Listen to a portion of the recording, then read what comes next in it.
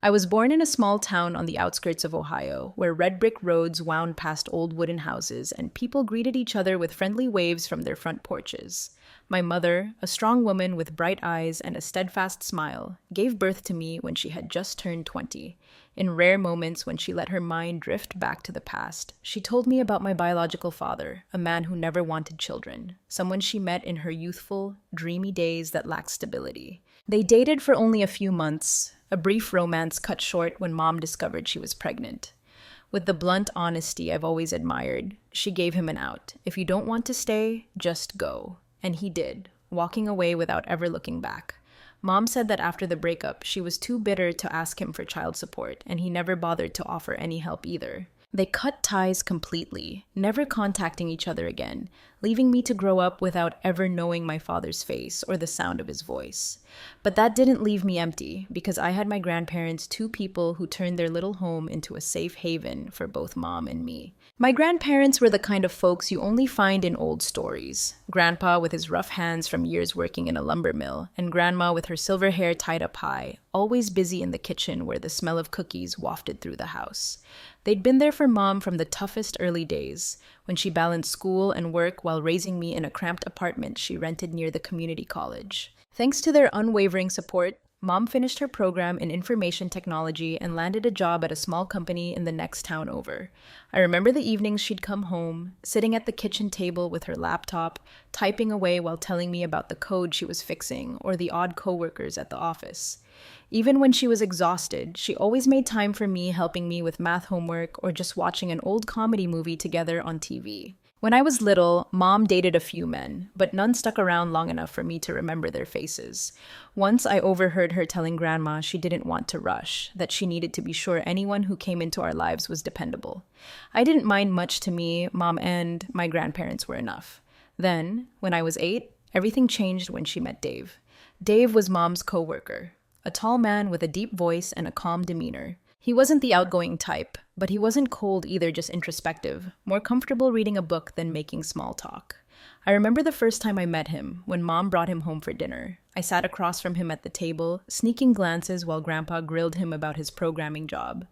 Dave answered briefly, but well enough for me to see he wasn't a bad guy. Mom and Dave dated for over 3 years, a long stretch where I slowly got used to him being around. I wasn't really close to Dave. He wasn't the type to joke around with kids or try to win me over, but we got along well enough to coexist without fighting. Once, he fixed my bike when the chain came loose, and I figured that was fine, that he didn't hate me.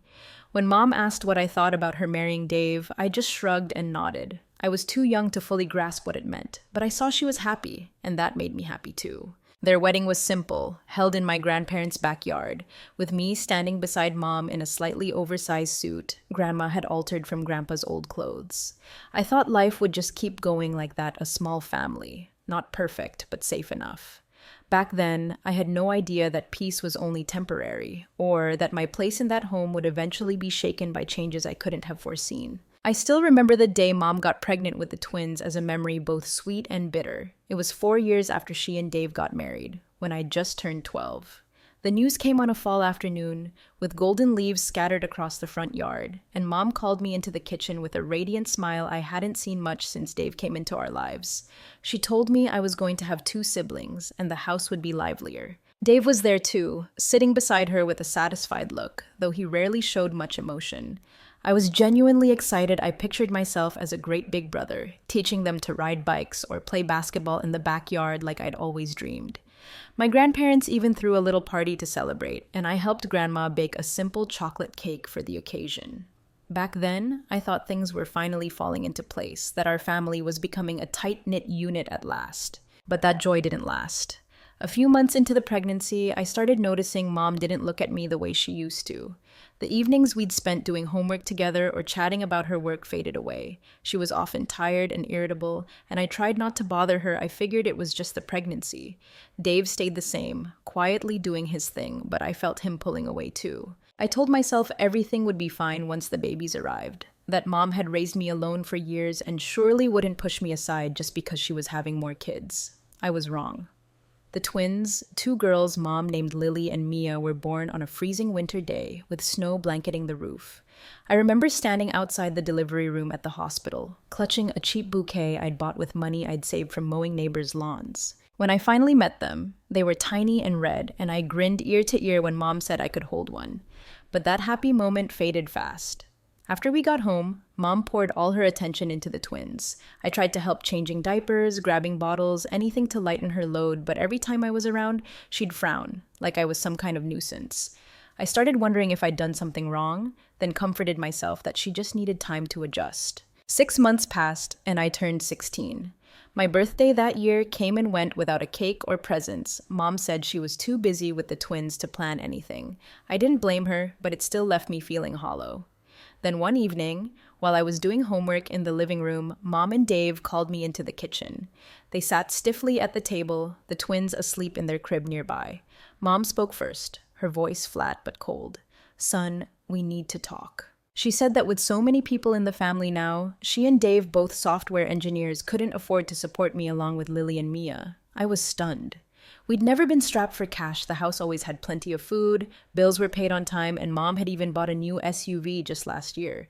I couldn't understand why they were saying this. Dave chimed in, explaining that raising a teenager like me was more expensive than they'd expected, and they needed to save for the twins' future.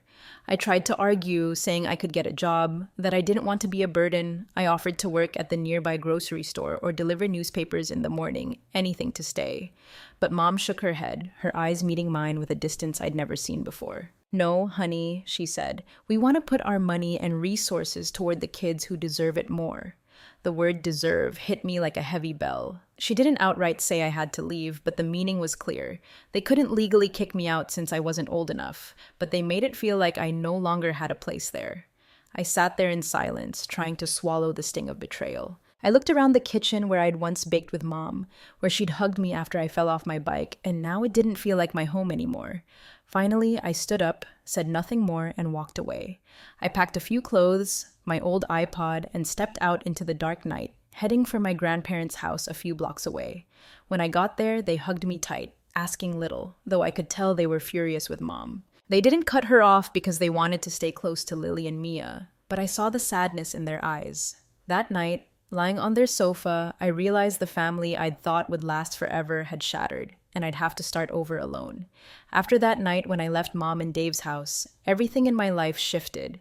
I showed up at my grandparents' with a backpack holding a few clothes, the old iPod I'd saved up for, and an emptiness I couldn't put into words. They welcomed me with tight hugs, no questions asked, though I saw Grandpa clench his fists when I told them what happened. They said I could stay as long as I wanted, that this was my home now. I knew they were angry at Mom, but they didn't cut ties with her partly to stay near Lily and Mia, partly hoping things might change someday. I didn't blame them. I was just grateful to have somewhere to go. At 16, I knew I couldn't rely on my grandparents forever. Grandpa was retired, living off a modest pension, and Grandma's health was fading with age. I didn't want to burden them the way I'd felt at Mom's, so I got a part-time job at a fast food joint a few blocks away. It wasn't glamorous working the register, frying potatoes, mopping floors after late shifts, but it paid enough for school supplies, clothes, and to help with their utility bills a little. I worked after school, sometimes late into the night, but I didn't complain. It was how I proved to myself I could stand on my own. Mom and Dave occasionally visited my grandparents, bringing Lily and Mia along. I'd try to avoid them, ducking upstairs or stepping out for a walk when they arrived. But a few times I couldn't slip away, and I'd see them Mom with a softer smile than before, Dave holding one of the twins, the girls babbling to Grandpa and Grandma. They rarely asked about me, just nodded politely like I was a distant acquaintance. Once I overheard Mom tell Grandma she felt relieved since things settled down, meaning since I'd left. It stung, but I didn't react. I told myself that if they were happier without me, I'd find my own happiness too. When college came around, I knew I'd have to handle it myself. I picked a public university in Columbus, not too far from my grandparents, so I could visit when needed. Mom and Dave refused to help, saying they had to save for Lily and Mia's future. I wasn't surprised, but it still stung. My grandparents wanted to pitch in, but they didn't have the health or money to spare. So I asked Uncle Tom, Mom's younger brother, to co-sign a student loan for me. He agreed instantly, on the condition I'd pay it off myself, and I nodded without hesitation. I worked while studying waiting tables at a cafe near campus, delivering packages on weekends to keep the debt from piling up. Some nights I only got a few hours of sleep, but I didn't give up. I wanted to prove I didn't need Mom or Dave, that I could build my own life. The day I graduated, a light rain fell over Columbus. I stood among the crowd of students holding my diploma and looked up at the stands.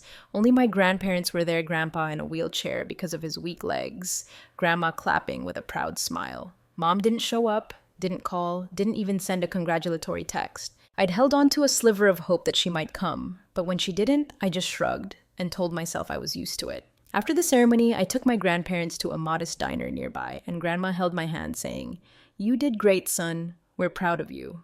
That was all I needed to hear. I started my career at a small tech company in Columbus, working an entry-level data job with a modest salary. I rented a tiny studio apartment, just big enough for a bed, a desk, and a few odds and ends. Those early years weren't easy. My paycheck barely covered rent, bills, and a chunk of my student loans, but I stuck with it. I picked up overtime, learned new skills, and slowly climbed the ranks. By 33, I'd become a senior manager, an achievement I took pride in because it came from my own hard work, with almost no help from anyone except Uncle Tom and my grandparents.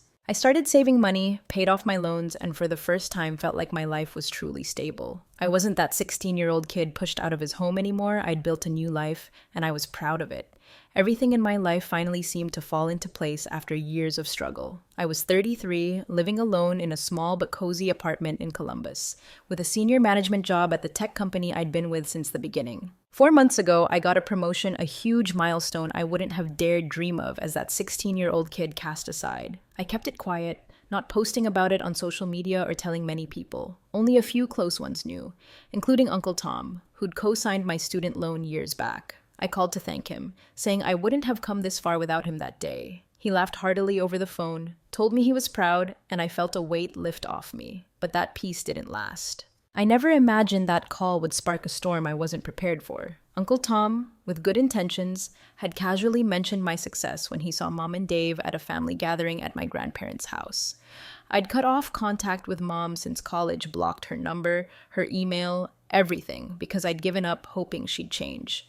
To me, she and Dave had chosen Lily and Mia, and I'd learned to live without them. I assumed she didn't care about me anymore either, but I was wrong. One Saturday afternoon, as I got back from the grocery store, the doorbell rang. I opened it, still holding a bag of vegetables, and froze when I saw Mom and Dave standing there. Mom wore the old wool coat I remembered from when we lived together, while Dave stood behind her, hands in his pockets, looking a bit awkward. I didn't know how to react. Part of me hoped they'd come to apologize, to say they regretted pushing me away.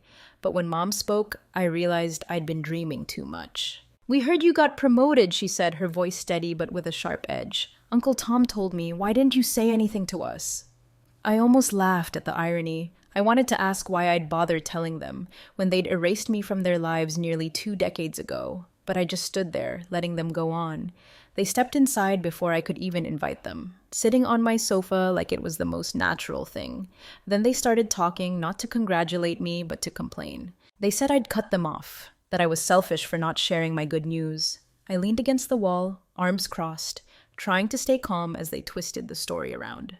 Finally, they got to the point. Mom said the last few years had been rough for them. The startup they'd launched, a software project Dave once bragged about, had crashed spectacularly, leaving them drowning in debt. Lily and Mia were 17 now, about to start college, and they didn't have enough money to cover both. "We need your help," Mom said, looking me dead in the eye. "You could pay their tuition. You're doing so well it'd be nothing to you, right?"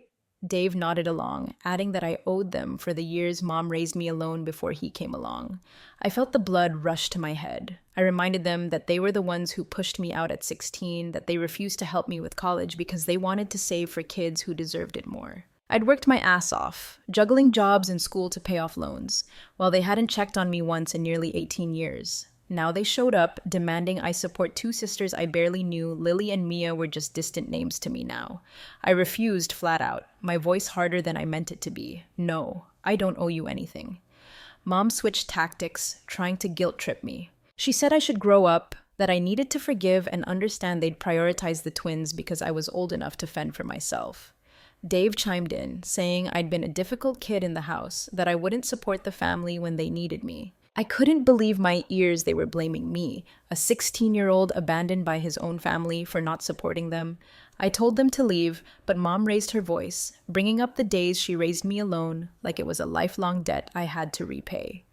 "Aren't you grateful?" she yelled as I opened the door, pointing to the street. I didn't answer, just stood there until they reluctantly left, leaving me with a mess of emotions I didn't know how to handle. After that day when Mom and Dave walked out, I thought it was over. I'd made it clear I wanted nothing to do with them, and I hoped they'd get the message and leave me alone. But I'd underestimated their desperation, or rather, Mom's. A few days later, emails from her started popping into my inbox. At first, they were short, reminiscing about the days she raised me alone, how much she'd sacrificed for me to get where I was. I didn't reply, just quietly deleted them, but they kept coming like clockwork, every other day. Then the tone got heavier. She called me ungrateful, said I'd turned my back on family, that I owed her and the twins a chance to fix things. I didn't know what she thought there was to fix when she was the one who'd broken it all. I tried to stay calm, but by the fifth email, I'd had enough. I sat down and typed a long reply, laying it all out, how she'd pushed me out at 16, how she and Dave refused to help with college to save for Lily and Mia, how I'd built my life without them. I ended by saying she wasn't my mother anymore, that I didn't want any more contact, and hit send. I blocked her email right after, thinking that would settle it. But she created a new address and kept writing, this time with a sharper edge, like I was the traitor for daring to say no. I blocked the new email too, but I knew she wouldn't give up that easily. Then things escalated in a way I never saw coming. One Tuesday morning, I decided to take the day off work because I felt under the weather. My head throbbed, and my body was exhausted after sleepless nights dealing with Mom's mess. I was lying on the sofa, sipping hot tea when my phone rang. It was a call from the office. The receptionist, her voice tinged with panic, said a woman claiming to be my mother was at the front desk, demanding to see me. She told Mom I wasn't there, but Mom wouldn't leave, raising her voice and insisting on coming up to my floor. I told the receptionist to put her on, and when I heard Mom's voice through the phone, urgent, angry, mixed with a hint of pleading, my heart pounded. "I need to talk to you," she said. "I'm not leaving until I see you." And I kept my voice steady, telling her I was at home, that she had no right to show up at my workplace and cause a scene. I threatened to call the police, then upped it to suing her if she didn't stop. "You don't have the money to fight me," I said, forcing my tone to sound firm. I reminded her my company didn't tolerate harassment like this, and they wouldn't hesitate to take legal action if needed. Maybe that got through to her. She went quiet for a few seconds, then agreed to leave, but not before adding, "You'll regret treating me like this." I heard her hand the phone back to the receptionist, and the call ended. I sat there, hands trembling, a mix of anger and fear washing over me. I was lucky I wasn't at the office that day. If she'd made a scene in front of my colleagues, I don't know how I'd have faced it. But the real breaking point came a few days later. I'd just gotten home from work. It was dark, the faint glow of streetlights illuminating the path to my apartment. As I approached my door, I saw a figure standing there, Mom. She wore a thin coat, her hair a mess, her eyes red like she'd been crying. Before I could say anything, she lunged at me, screaming, "Who do you think you are, treating me like this?" I flinched, stepping back, but she shoved me hard, knocking me to the ground.